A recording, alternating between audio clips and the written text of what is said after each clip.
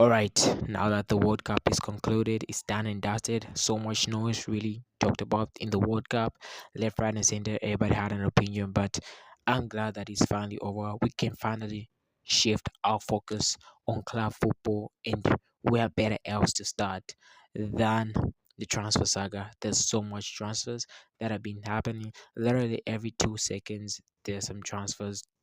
You gotta reload your page just to see what's going on. So I'm gonna go through some of the interesting transfers that have been made, deals that have been cut finally, and deals that are still pending. Bids left, right, and center. There's just so much to talk about. And where else to start off than Barcelona? Of course, Barcelona so far have made two official transfers that have gone through officially in Anthony Gordie, the former Newcastle winger, and the English player Anthony Gordie was signed for 80 plus million euros back even before the the World Cup. He was signed well earlier. I'm gonna talk about why Barcelona were really anxious and why they really pushed this deal quicker than expected. And also they just signed, I think 2 days ago, they just signed the Germany winger, striker, stroke. I don't know how I can put him because this guy can literally play everywhere in Karim Adeyemi. So officially Barcelona have signed two guys, Adeyemi and Anthony Godi. Now looking at when this Anthony transfer got done, I don't know what to feel. I feel like we paid too much money, but now looking back at what's going on in the transfer saga and how everything is being navigated, I see why Deco and Barcelona acted really quick. Because if we delayed, if Barcelona delayed in purchasing Anthony Godi, he would cost them, I think, 120, 130 million. So I see why the deal went through real quick. And I gotta say this, guys. I am super really really excited in the Anthony Cody transfer news, in the transfer that went through. I'm super excited to have him in our team, and the guy really produced magic in the World Cup. Like, talk about the players that really improved the most in this World Cup, that went beyond the expectation.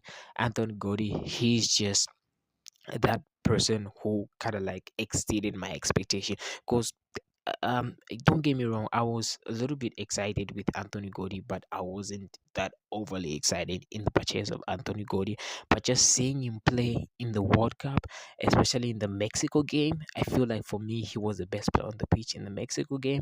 Two assists to Harry Kane in the Argentina game. I think if somehow England didn't didn't do what they did, didn't fumble the match, I feel like Anthony Gordon would have performed. He really performed to a T, especially with that goal.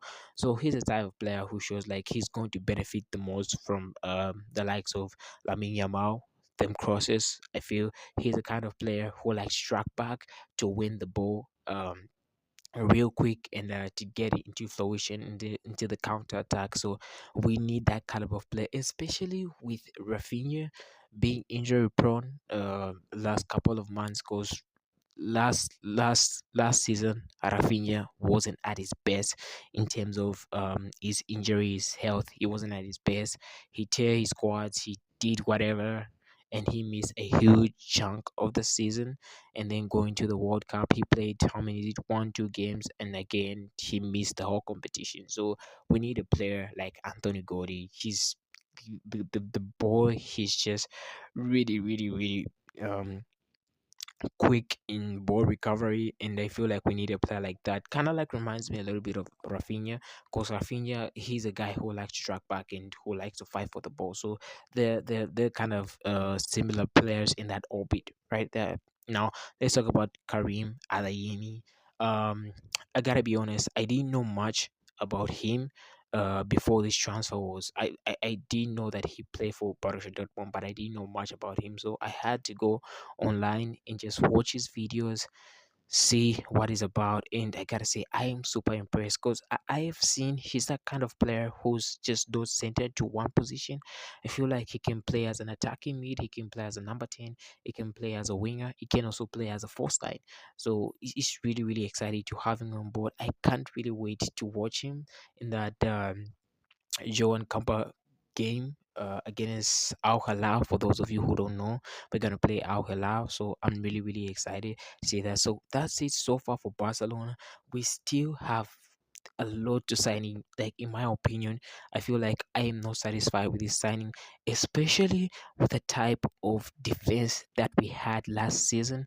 I mean, don't get me wrong, we have incredible players in defense with Pau Kubasi winning the player of the tournament in the World Cup. I feel like it gives us it gives a boost to our defense.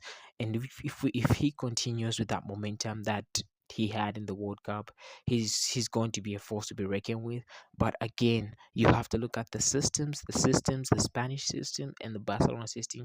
It's kind of like similar in a way that the both teams like to play the ball. They like to keep ball possessions, so it's kind of similar in that orbit. And I saw the Spanish team with Luis da Frente a little bit trying to play that high line, but it wasn't as high as the Barcelona one. So we need some reinforcements in our defense. We need to sign one or two center backs. And now I have seen some rumors, some news online going on with Christian Romero. I don't know what has happened to Bastoni. Is he coming? Is it? It has been really, really quiet ever since.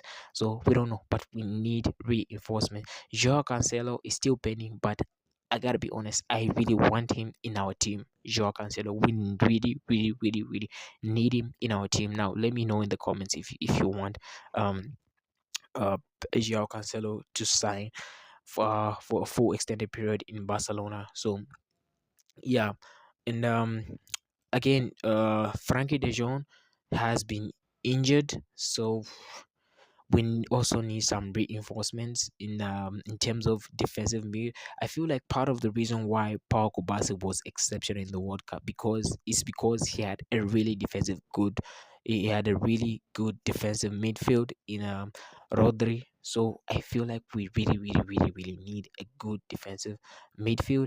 I have seen talks of Rodri, but it's sort of up in the air because also Real Madrid are also trying to um find means and ways to get Rodri. So I don't really know how that's going to turn around. But if we get Rodri, guys, if we really, really get Rodri, I'll be more than excited because we are getting arguably the best defensive midfield in the world right now. Rodri is that kind of player. He doesn't need to score, he doesn't need to assist, but just the way he sets the tempo, the way he articulates the game is just magnanimous. So we need that caliber of players.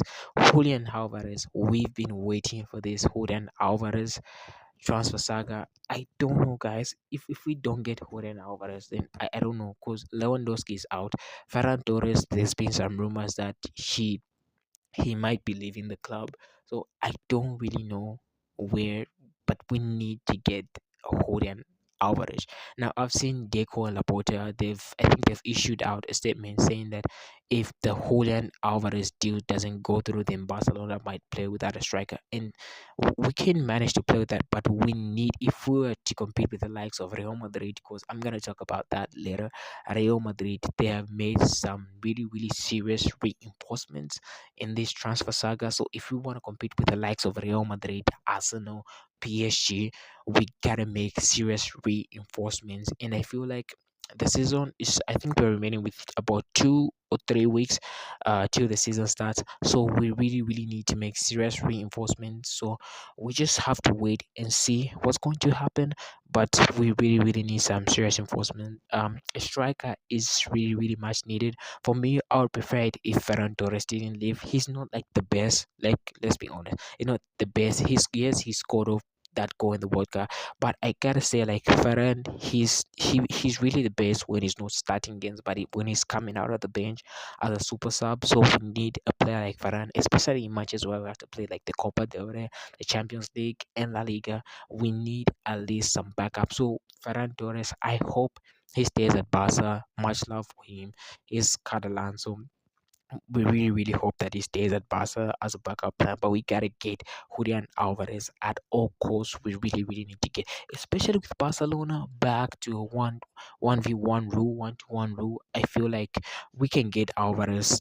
We can really, really, really get Alvarez. We should try by all means to get Alvarez. We also need a defensive midfielder.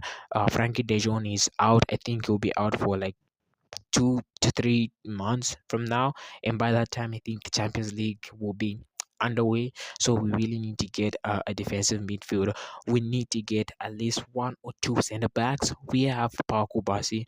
I know we have guys like Eric Garcia, Gerard Martin, but I feel like those guys still need to develop. So we need somebody with that sense of experience, like a veteran midfielder. I've seen talks of Cristiano Romero, and I feel like he will be really, really, really, really good in pairation with Pau Kubasi. I feel like we also need to get a